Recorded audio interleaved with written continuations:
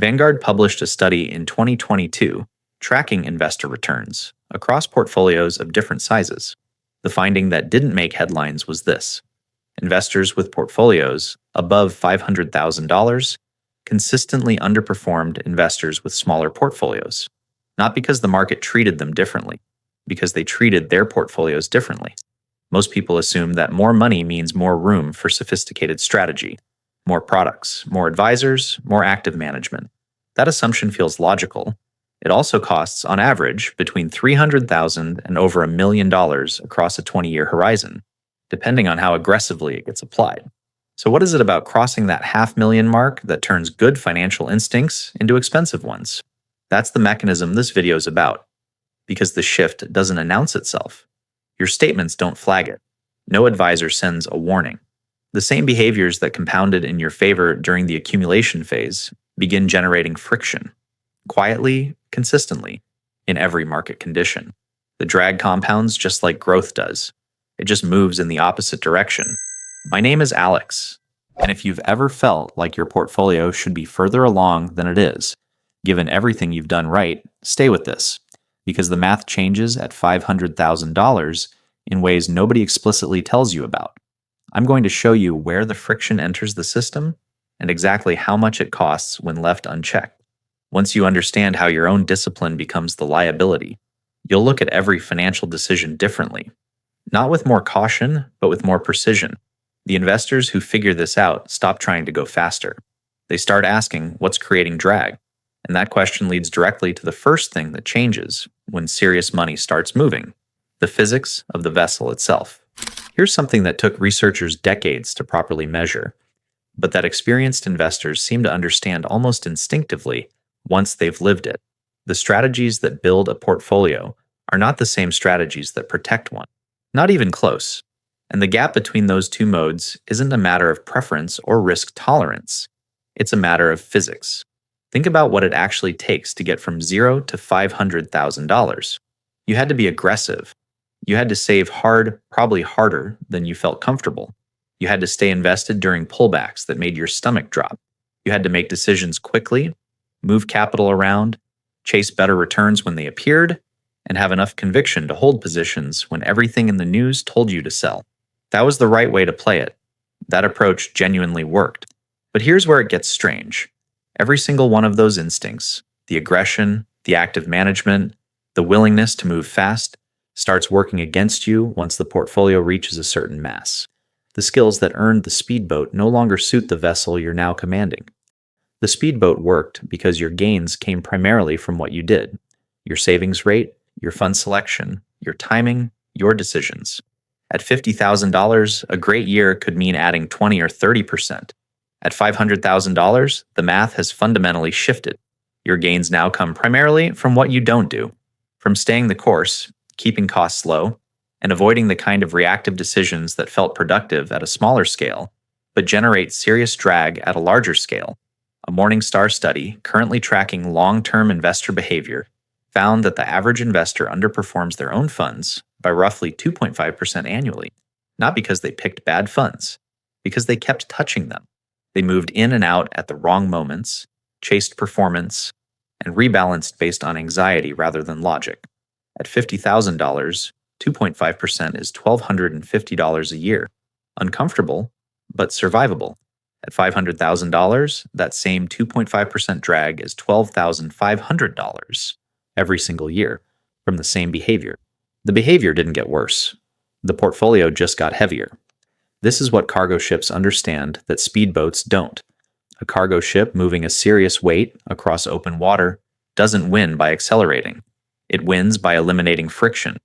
Every point of drag, wind resistance, hull inefficiency, unnecessary course corrections compounds over a long voyage into enormous lost distance. The captain who makes fewer adjustments, holds the heading, and minimizes resistance consistently outperforms the one making constant tactical decisions, even when those decisions seem intelligent in isolation. Your portfolio of $500,000 is carrying serious weight, real market exposure, decades of compounding potential sitting in a single account. At that scale, the most expensive thing you can do is keep piloting it like a speedboat. Keep making rapid moves, keep optimizing, Keep believing that more activity equals better outcomes. It doesn't. And the data on this is not subtle. Now, the first place this plays out, and the one that surprises people the most, is in the belief that with enough research, enough screen time, enough conviction, you can beat the market. That, with $500,000 behind you and a proven track record, you've earned the right to be sophisticated. That belief is exactly what makes the next mistake so expensive. Because the moment you decide to stop beating the market is the moment you realize how much it was costing you to try. Nobody sets out to underperform. That's worth saying plainly, because what happens next to most investors at this stage doesn't look like a mistake from the inside. It looks like an upgrade.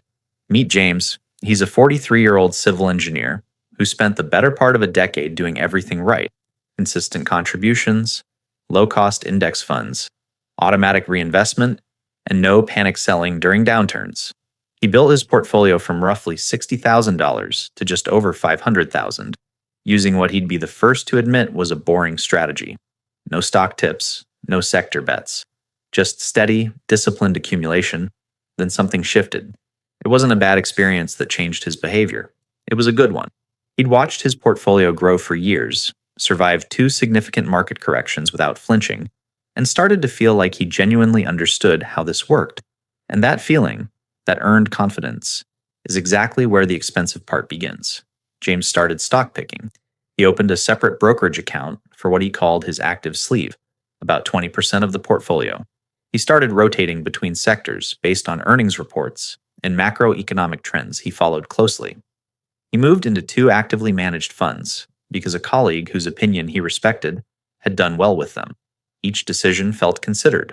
Each one had a rationale behind it. Here's the reality behind those rationales. Currently, roughly 89% of actively managed large-cap funds in the United States have underperformed the S&P 500 over the past 15 years. Not most years. Across the full 15-year window. James wasn't competing against other retail investors making emotional decisions on their phones. He was competing against analysts with Bloomberg terminals, quantitative models running thousands of scenarios simultaneously, and research teams dedicated entirely to single sectors. Those professionals, with all of that infrastructure, failed to beat the index nearly 9 times out of 10. James had conviction and a spreadsheet. But here's the thing, the stock picks were almost beside the point. The deeper problem, the one that actually shows up in the data, is behavior, specifically what researchers call behavioral drag. This is the gap between what the market actually delivers and what the individual investor manages to capture. And it exists almost entirely because of timing. Investors buy after a strong run, when confidence is high, and the news is good. They sell during pullbacks, when anxiety overtakes the original thesis. They sit in cash through the early stages of a recovery, waiting for certainty that never quite arrives, and miss the months that do most of the compounding work. A Morningstar analysis tracking investor returns against fund returns found that the average investor trails their own funds by about 2.5% annually, not because the funds performed badly, because the investor kept moving in and out of them at the wrong moments. Run that number on James's portfolio, and here's what it means. 2.5% of $500,000 is $12,500, vanishing every single year, not from a market crash, not from a bad bet, just from touching the wheel too often. Extend that over 20 years at 7% compounding, and the behavioral drag doesn't just cost him the $12,500 annually. It costs him somewhere between $300,000 and $400,000 in growth that would have existed if he'd simply stayed still. That's not a rounding error. That's a retirement. Accumulation rewards aggression. Compounding rewards restraint. Those are genuinely different games, played with different rules, and the transition between them is invisible until you run the math. And the math gets worse, because behavioral drag is only one source of friction on the cargo ship. The second one doesn't depend on your decisions at all. It runs whether you're active or passive, whether you're paying attention or not. It's structural, and it's been quietly scaling with your portfolio the entire time you weren't beating the market. Ask most investors what their biggest financial risk is, and they'll say market volatility, a bad year, a crash, a correction that hits at the wrong moment. That answer is understandable. It's also wrong. The most reliable drag on a large portfolio isn't something that happens in bad markets. It's something that happens in all of them. 1%. That's the standard assets under management fee charged by most financial advisors in the United States. 1% of whatever you have invested, billed annually, regardless of performance. And if you heard that number and thought it sounded reasonable, that reaction is exactly what the fee structure is designed to produce. Because 1% doesn't sound like a wealth-destroying force. It sounds like a rounding error. It sounds like the cost of a basic service, like a small convenience fee on a transaction you'd barely notice. Run the actual numbers, and the picture changes completely. Take a $500,000 portfolio growing at 7% annually over 25 years. With zero fees, that portfolio reaches approximately $2.71 million. Now apply a 1% assets under management fee to that same portfolio. Same rate of return, same 25-year window. It reaches $2.15 million. The difference between those two outcomes is $560,000. Gone. Not lost in a crash, not the result of a single bad decision. Removed quietly, consistently, every year, in every market condition, compounding in the opposite direction of your wealth the entire time. Here's what makes this particular drag so structurally different from the behavioral drag in the last section. Behavioral drag requires you to make a mistake. You have to act at the wrong moment, buy late, sell early, sit out the recovery. You can theoretically avoid it by doing nothing. Fee drag doesn't ask for your participation. It runs automatically. It doesn't care whether the market is up or down, whether your advisor made a single phone call on your behalf this quarter, or whether the advice you received was worth anything at all. The meter runs regardless. Think about it like a marina that charges docking fees based on the weight of the vessel. When all the boats are small, the model seems fair enough. But when a large cargo ship pulls in, the marina collects 12 times more than it does for a small speedboat. Did the dock get longer? Did the staff work 12 times harder? Did the service fundamentally change? No. The fee simply scaled with the size of the ship. The math benefited the marina, not the captain. This is how percentage-based advisory fees work at scale. An advisor managing a $250,000 portfolio and an advisor managing a $3 million portfolio are very likely doing the same work, the same quarterly calls, the same model portfolio rebalancing, the same templated financial plan is reviewed once a year. But the fee on the $3 million portfolio is 12 times larger, not because the service is 12 times more valuable, because the portfolio is 12 times bigger. The structure rewards accumulation. It just rewards the advisor's accumulation more than yours. Currently, fee-only flat-rate advisors and low-cost robo-advisors have made this comparison more visible than it used to be. The options exist. Most investors at this stage simply haven't stopped to convert the percentage into a hard dollar amount and ask whether the service justifies it. That's the mechanism. Fee drag is not a market risk. It's a structural cost built into the relationship itself, scaling silently as the portfolio grows, compounding against you in every single year that passes. And it becomes significantly more expensive when it combines with the third source of friction, the one that feels the most like safety and is the furthest thing from it, the diversification illusion. There's a particular kind of financial mistake that's almost impossible to catch in the moment, because it looks, from every angle, like the responsible thing to do. When a portfolio crosses $500,000, something shifts in the investor's psychology that has nothing to do with the market. The numbers on the screen start feeling real in a different way. Losing 10% of $50,000 is $5,000. Painful, but recoverable. Losing 10% of $500,000 is $50,000. That's a car. That's a year of tuition. That's a number with weight behind it. And the brain, quite reasonably, starts looking for ways to feel safer. The solution most investors reach for is diversification. Add more positions. Spread the exposure. Hold more funds across more categories. It feels like the textbook answer. It's what every advisor recommends. And in principle, it's correct. Genuine diversification across uncorrelated assets genuinely reduces risk. The problem is that what most investors build at this stage isn't genuine diversification. It's what the investor Peter Lynch famously called diversification.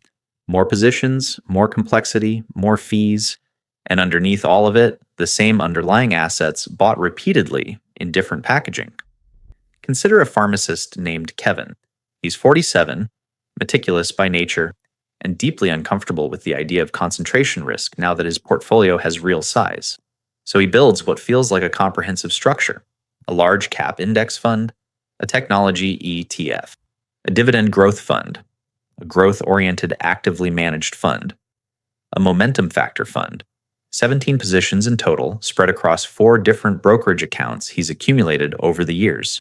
Pull the top 10 holdings from each of those funds, and here's what you actually find. Apple appears in 11 of the 17 positions, Microsoft in 10, Nvidia in 9. Kevin doesn't own 17 diversified positions. He owns the same 6 or 7 mega-cap technology companies, purchased through 17 different vehicles, each one carrying its own fee structure, its own tax lot history, its own administrative complexity. Research currently indicates that funds within the same broad category share somewhere between 60 and 70% of their underlying holdings.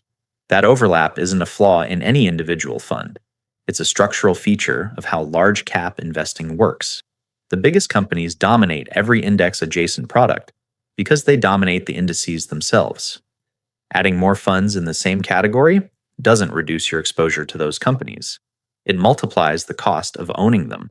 This is the navigator problem. Imagine someone spending 20 years adding instruments to the bridge of a ship: sensors, monitors, displays, alert systems, each one justified on its own merits. Eventually, the bridge is so dense with blinking lights and competing data streams that the navigator can no longer see out the window.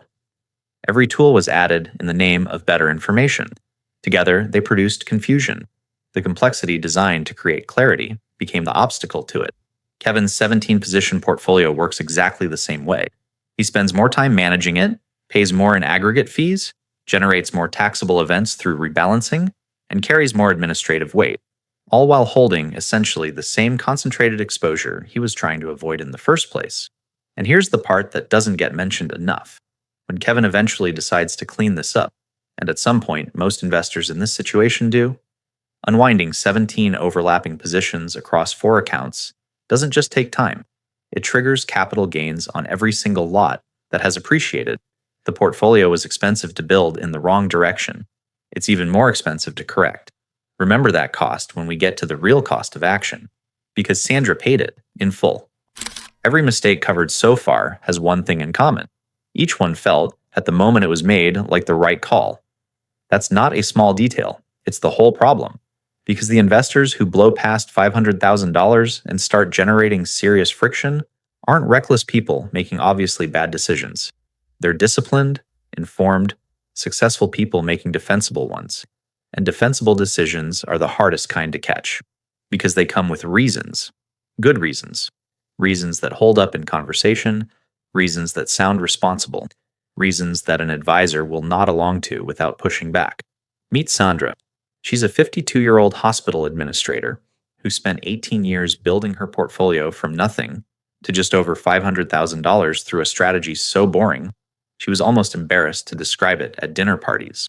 Index funds, automatic contributions, no trading, no timing, no sophistication whatsoever, just consistency, compounding, and an almost stubborn refusal to react to market noise.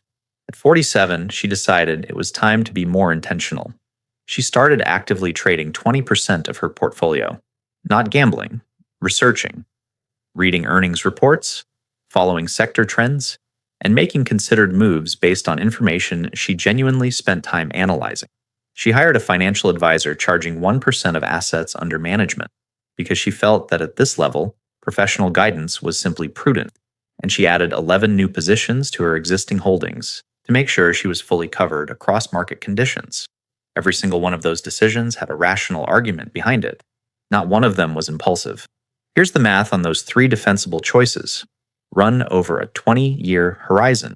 The behavioral drag from actively managing that 20% sleeve.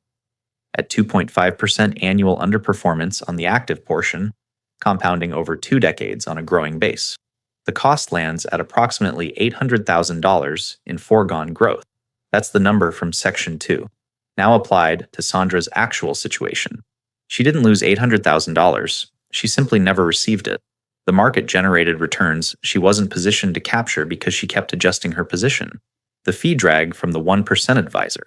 $560,000 over 25 years, as the math from Section 3 showed. But translate that into something more human than a number. Sandra spent roughly 17 years building her portfolio from 0 to 500,000 through disciplined saving and investing. The advisory fee, left to compound in the wrong direction, consumed the equivalent of what she would have contributed over the next 9 years. She effectively worked 9 years for her advisor's compounding model, not her own. The tax drag from unwinding those 11 overlapping positions. As the end of Section 4 warned, cleaning up that kind of complexity isn't free. Capital gains across multiple appreciated lots, spread across years of rebalancing activity, cost Sandra approximately $150,000 in taxes that a simpler portfolio would never have generated. She paid to build the complexity, then she paid again to undo it. Add those three numbers together, 800,000 plus 560,000 plus 150,000. Sandra's total compound friction over 20 years exceeds $1.5 million. Not from a market collapse, not from a single catastrophic decision, from 3 moves that each seemed completely reasonable on the day she made them. The sophistication was the cost, not the benefit. And here's the part the financial industry will never volunteer. These products, the active strategies, the percentage-based advisory fees, the complex multi-position structures, get sold most aggressively to investors at exactly this stage. The moment your track record gives you confidence and your portfolio gives you size, you become the most attractive customer and the most vulnerable one simultaneously. Overconfidence at scale is the most expensive bias in investing, not because it makes you reckless, because it makes you feel like you've finally earned the right to be sophisticated. You haven't. You've earned the right to be still. And recalibrating the ship starts with understanding exactly what still actually means. Most financial advice at this level tells you what to do. Add this. Rebalance that. Consider these products. Speak to this kind of specialist. The list of recommended actions keeps growing. And that's precisely the problem, because the fix for everything covered in this video isn't a new action. It's a deliberate subtraction. Recalibrating a cargo ship doesn't mean installing a faster engine. It means identifying what's creating drag and removing it. That's a different mental model entirely. And it produces a different set of questions. Not what should I be doing, but what should I stop? 3 specific places to start. The first is what's worth calling a stop doing audit. Open every account you hold. Find every fee. Then do one thing most investors never bother with. Convert every percentage into a hard dollar amount. Don't look at your expense ratio as 0.75%. Look at it as $3,750 on a $500,000 portfolio every single year, before your money compounds a single cent in your direction. This matters because percentages are psychologically designed to feel small. $3,750 is not small. It's a car payment for 2.5 years. It's a family vacation. It's a number that, once you see it written as dollars rather than a decimal, becomes very difficult to ignore. Research on investor behavior consistently shows that when people convert their fees into actual dollar figures, the vast majority make a meaningful cost reduction within 90 days. The abstraction is load-bearing. Remove it, and the decision becomes obvious. The second is the overlap test. Pull the top 10 holdings from every fund you currently own and lay them side by side. If the same names appear across multiple funds, and at this portfolio size, they almost certainly do, you are not diversified. You are paying multiple fees for multiple vehicles carrying the same passengers. Currently, a straightforward portfolio of 7 to 9 genuinely distinct, low-cost, non-overlapping funds covers the meaningful range of market exposure available to a private investor. Everything beyond that adds cost, complexity, and taxable events without adding real protection. If Kevin's 17-position portfolio from Section 4 is starting to sound familiar, this is where you start counting. The third is the hardest because it runs against every instinct that got you to this point. Embrace the inactive decision before making any move, any rebalancing, any rotation, any addition or subtraction. Default to doing nothing. Not forever, just long enough to ask one question clearly. What is the actual cost of doing nothing right now? Below $500,000, inaction has a real price. Staying out of the market, under-contributing, and avoiding volatility. Those behaviors cost you compounding time you cannot recover. The speedboat needs to move. But above $500,000, the calculus inverts. Action triggers capital gains. Action generates transaction costs. Action introduces behavioral drag. Action is frequently how the friction enters the system in the first place. The question is no longer whether you're moving fast enough. It's whether the move you're about to make will cost more than staying still. Lazy portfolios, simple, low-cost, minimally adjusted index structures have consistently outperformed more actively managed alternatives over 30-year windows, not occasionally, consistently, not because the strategy is clever, because it avoids the compound friction that quietly dismantles more sophisticated approaches over time. A single engine, correctly loaded, holding a steady heading with minimal drag, covers more distance than 20 engines fighting each other for control of the wheel. That's the recalibration, not a new strategy, a quieter one. Here's what this video is really about. Not an investing strategy, not portfolio theory. The hidden cost of success itself. When your discipline works, it builds confidence.